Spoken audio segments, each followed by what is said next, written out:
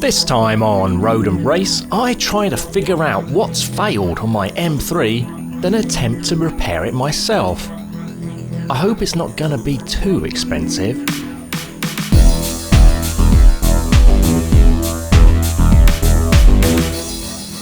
Well, yesterday I was on the motorway and I noticed something strange. The car wasn't getting up to temperature. It should be around 100 degrees centigrade, but it was only at 75. This can cause poor fuel economy, engine wear and poor heater performance. So I plugged in my fault code reader and it gave the error coolant thermostat monitor. This makes sense. The coolant thermostat controls when to cool the engine, and when it fails, it just lets coolant flow constantly. Thus, the engine never gets up to temperature. Regular viewers may have seen my last video where I proudly announced that my M3 hadn't gone wrong in a whole year of owning it. Well, I guess that's the definition of irony. That or 10,000 spoons or something I don't really understand. On investigation, there is the thermostat itself and the thermostat sensor, and either could cause the issue. They are hidden away under the intake manifold, which requires a number of things to be removed or moved out of the way, including the airbox, coolant overflow and manifold itself. Looking around, I found both parts online for £42. Very reasonable, I thought. Out of curiosity, I thought I'd give BMW a call to see how much they would charge me if they did the work. Oh, hi. Could I get a quote to replace the thermostat and the thermostat sensor in a E92 M3, please? Okay. They wanted £1,109. £120 of this was for their compulsory diagnostic check. I've not done any work like this before, so to be honest, I was a little bit daunted to attempt it, but either through confidence or naivety, I thought I'd give it a go. The first challenge is that there is no Haynes or Bentley manual for this car, but I have printed out some instructions from an amazing website called newtiz.info. 1, 2, 3, 4, 5, 6, 7, 8, 9 screws. This is the most well held on airbox I've ever come across. And you can see the air filter doing its job. I don't know how straw got in there, a leaf.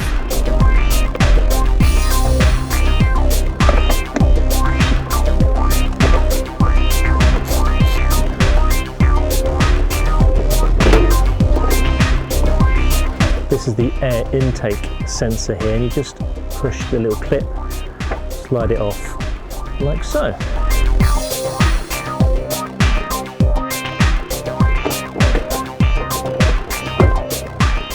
Step 1 done, that was easy. Right, number 2. Unlock hose for idle actuator. Where's that? Right. Can't find it. I'm going to have to check YouTube. Okay, I'm back. I found an amazing YouTube video. I'll put a link in the description box that kind of steps you through this entire process. So what he says is that this plastic bit needs to come off next on both sides. So I'm going to try that. Removing that piece from over here is harder without moving the coolant overflow box out of the way. So let's just move that.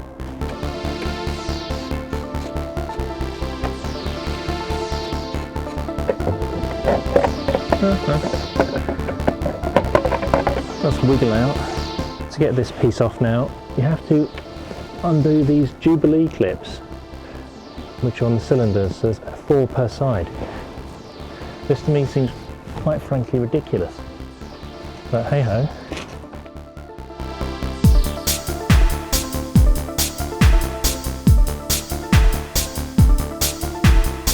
There's the last one. It's right buried deep behind there. I've had to crack up my extra long screwdriver extension to get access. Now 4 more on this side to try and find and do.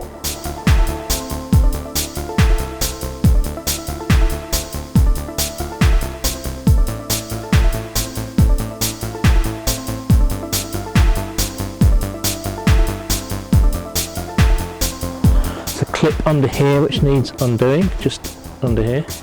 So this is fairly loose now. I just need to get this last hose at the back here disconnected.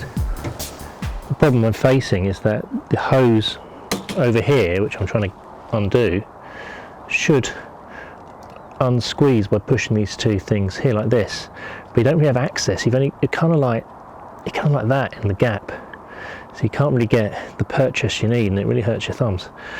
So what I'm going to try and do is remove this thing here, and hopefully that'll give me a bit more access.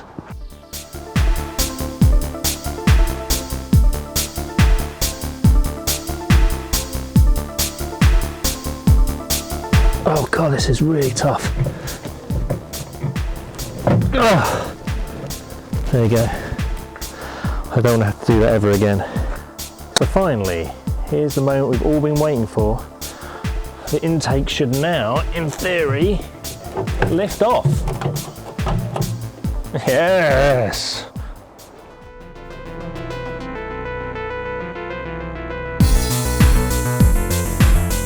This is what we're interested in. The coolant thermostat is inside this housing. I've put cloths inside the throttle bodies just to make sure no dirt or water or anything accidentally gets in them. This is the clip for the temperature sensor, which we'll be replacing later, just here.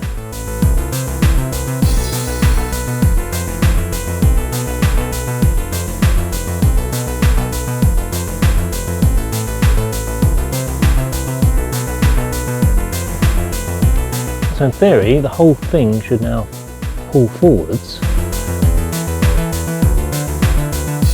If you choose to not drain the coolant from the car before you start work, it's at this point 2 litres will come flooding out onto your floor.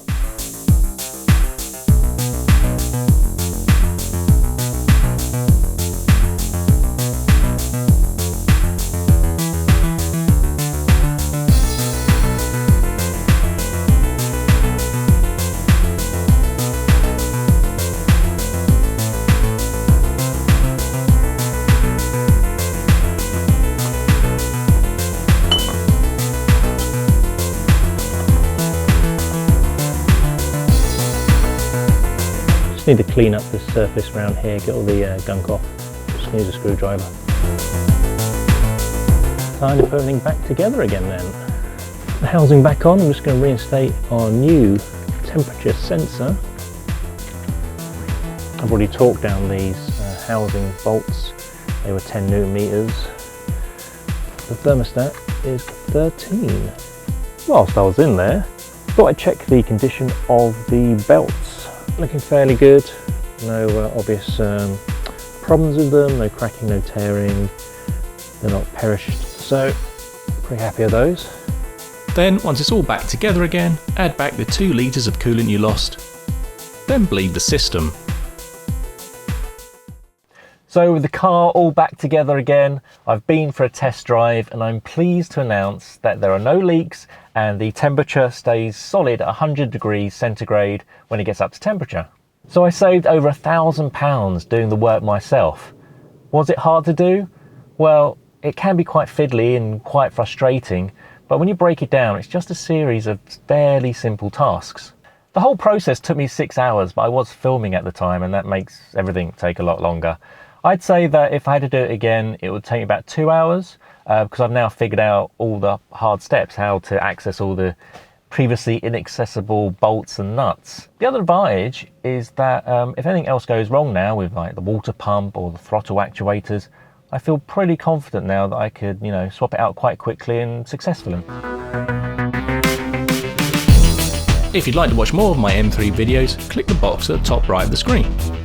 And please do check out our budget track car build series by clicking the bottom right box.